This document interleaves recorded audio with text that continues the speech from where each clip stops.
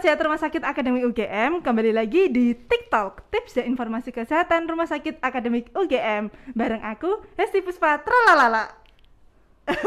Kembali lagi di bahasa yang sama tentang home care. Nah, kemarin kan kita udah kenalan nih tentang layanan home care. Yang pertama, part pertama itu dengan Mbak Herlina bareng Mbak Syifa juga. Nah, kemarin di part yang kedua tentang home care juga kita lebih ke perawatan luka ya, yang menjadi salah satu layanan di home care ini. Nah, kita kali ini bakal ngobrol bareng tentang home care, layanan kunjungan dokter umum ke rumah bareng Dr. Ratna Dewi Puspita, MSc. Halo dokter. Halo Mbak apa Esti. kabar? Alhamdulillah baik. Alhamdulillah, Ya. salam sehat untuk semuanya ya dok Ya. ya. Oke. Maaf dok, ini kaki saya agak ongkang-ongkang, nggak kelihatan ya. Oke, lanjut. Oke. Agak ongkang-ongkang ini sepertinya. Oke, dok, saya tuh kalau lihat sinetron ya dok ya, Iya. itu kan kayak ada salah satu scene, misalnya anaknya panas nih dok. Aduh, mah anak kita panas mah gitu kan. Terus oh yaudah mama panggilin dokter dulu, tuh nanti dokternya datang gitu kan dok. Nah, layanan kunjungan dokter di home care tuh kayak gitu nggak sih dok? Jadi apakah itu bisa sewaktu-waktu atau pemeriksaan apa yang bisa dilakukan gitu dok? Silakan. Baik, terima kasih Mbak Esti. Oke, sobat sehat semua ya. Jadi untuk home care yang dilakukan di RSA ini sementara ini memang baru yang bisa terjadwalkan begitu ya. Terjadwalkan ya, jadi dok, ya? jadi by appointment gitu Appointment, ya. oke. Jadi nanti dari pelanggan atau dari pasien, keluarga pasien itu bisa mendaftarkan ke klinik Jatayu itu ya, di telepon ke RSA ya. Nanti nomor RSA ada di sana Bawah ya. sini, Ini ya. bawah Oh, sini oke. ya, nggak di atas sini ya pak. Oke, di bawah sini. Ya. Nah, nanti akan dibuat perjanjian dulu gitu kan, kondisi pasiennya seperti apa gitu. Jadi oke. ada seperti asesmen awal begitu ya. Jadi dari kondisi pasiennya seperti apa, yang diperlukan apa, nanti dari kami tim home care akan memutuskan gitu ya, yang bisa datang ke sana itu apakah diperlukan dokter, perawat, atau mungkin ada fisioterapis atau dan lain sebagainya. Nah, itu nanti sesuai dengan kebutuhan dari pasiennya begitu. Oh oke. Untuk asesmen awal ini dok, ini via telepon, via WA atau maksudnya dokter langsung datang gitu ya? Oke. Jadi untuk awal itu jika misalnya pasien kan di rumah begitu ya, keluarga bisa via telepon begitu menyampaikan kondisinya sesuai yang nanti yang ditanyakan oleh perawat begitu ya. Kemudian nanti kalau misalnya dirawat di rumah sakit itu juga sudah bisa, misalnya kan oh ini ada rencana pulang nih gitu ya. Nanti dari keluarga pasien gitu bisa menyampaikan ke perawat di rawat inap di RSA, kemudian nanti dari perawat rawat inap akan menghubungkan ke tim home care gitu. Jadi sebelum pulang pun kita bisa tahu oh misalnya nanti perlu perawatan gitu ya yang diteruskan di rumah, itu sudah bisa dijadwal. Oh oke. Jadi mulai dari sini pun bisa ya dok? Iya, jadi misalnya dirawat di gitu sini kan? ya? Iya. Oke. Mungkin jadi pertanyaan juga dok untuk sahabat sehat mungkin, bisa nggak sih dok kalau bukan dari pasien dalam rumah sakit gitu? Oh, pasien dari luar begitu ya? Boleh. Boleh, gitu. Jadi, bisa ya dok ya? Jadi nanti bisa didaftarkan begitu ya, keluarga bisa mendaftarkan sesuai dengan persyaratan pendaftaran ya, dan nama dan sebagainya begitu. Kemudian yang dibutuhkan apa begitu ya. Kemudian tetapi yang dibutuhkan itu kan itu dari segi pasien, tetapi kita biasanya dilakukan asesmen ulang dulu gitu kan, kira-kira apa gitu ya.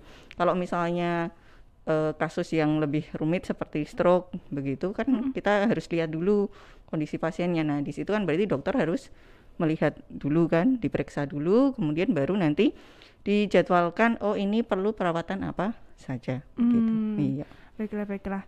Kalau ini dok, kemarin kan dengan Mbak Herlina gitu kan, dari beberapa layanan yang di Jatayu Home Care itu ya dok, kan banyak banget kayak layanan bidan, layanan fisioterapi, dan perawatan luka. Nah, yang paling banyak menurut Mbak Herlina ini tuh yang perawatan luka nih dok. Kalau dari segi dokter nih, pemeriksaannya apa aja dok yang paling banyak? Oke, ya. Jadi untuk dari segi dokter gitu ya, biasanya kan konsultasi gitu ya, sesuai dengan keadaan pasien gitu ya. Nanti baru nanti dari situ kita perlu tindak lanjut apa begitu. Soalnya kan kalau dari luka kan biasanya dari perawat kan sudah walaupun misalnya dari perawatan awal di rumah sakit gitu ya, atau di sebelumnya di poli begitu, oh ini butuh ini, tapi kan untuk progresnya ketika sudah dilakukan itu kan perlu dicek ulang gitu ya, diperiksa ulang. Nah itu biasanya dokter memeriksa, oh ini misalnya kok belum sesuai dengan yang diharapkan begitu, nah itu perlu tindak lanjut apa, nah itu bisa. Jadi memang kolaborasi ya nanti betul. Antara perawat dan dokternya begitu ya. Kalau memang diperlukan ya nanti dokter bisa datang ke rumah pasien begitu. Berarti bisa ya dok, seandainya non sewu untuk yang pasien perawatan luka, untuk sebelum mulai nih dok, sebelum mulai itu saya mau konsultasi dulu sama dokternya, tapi home care gitu bisa ya dok ya? Nanti di setelah dicek dulu gitu kan? Betul dok. Nanti kayak punten. Kaget aku. Hilang tadi ya. Oke. Nah, untuk yang kayak perawatan luka kan nggak mungkin 1 kali 2 kali ya dok ya, ada betul. Beberapa kunjungan betul. Nanti di awal mau ketemu dokter dulu konsultasi gitu. Dulu bisa ya dok ya, nanti di tengah-tengah gitu bisa dok? Bisa, jadi biasanya kan kita jadwalkan di awal. Kalau misalnya sudah dari dokter sini gitu ya, dari poli kan memang dari dokternya sudah melihat, jadi ini diperlukan perawatan apa saja, itu kan sudah ada note gitu ya. Tetapi kalau memang misalnya pasien dari luar gitu kan, kita belum lihat lukanya seperti apa, harus diapakan begitu. Nah itu dokter di awal bisa memeriksa dulu, dilihat kebutuhannya untuk pemeriksaan ini apa. Kadang kan ternyata kasus yang kompleks gitu ya, dokter perlu cek juga gula darahnya gitu ya. Biasanya kan dokter datang ke sana dengan membawa alat pemeriksaan gula darah begitu ya.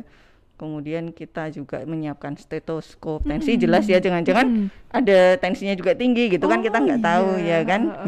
Nah itu kan juga proses dalam penyembuhan luka itu juga tidak serta-merta hanya dari lukanya saja, tapi dari kondisi yang lain kan juga ini. Makanya dokter datang dicek dulu, oh ini kebutuhannya ini gitu ya. Nah nanti dari perawat akan melakukan perawatan sesuai dengan yang dibutuhkan, kemudian dijadwalkan ini apakah ini perlu 2 hari sekali, 3 hari sekali, sesuai kondisi dengan pasiennya.